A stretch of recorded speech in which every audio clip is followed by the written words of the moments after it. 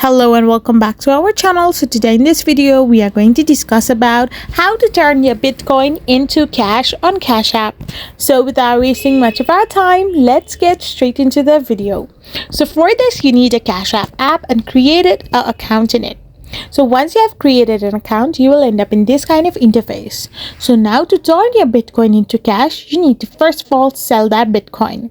So simply tap the money tab on your Cash App home screen. Once you do this, you need to now tap on the Bitcoin tile. Once you tap on the Bitcoin tile as well, you need to now simply tap on the option called sell.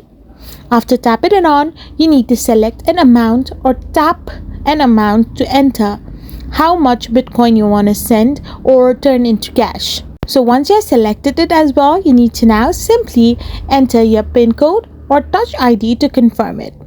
After you have done this, you will be able to turn your Bitcoin into cash by selling it on Cash App. I hope you found this video helpful, so don't forget to hit that subscribe button and do give us a thumbs up. We will be back again with more informative videos. Thank you for watching.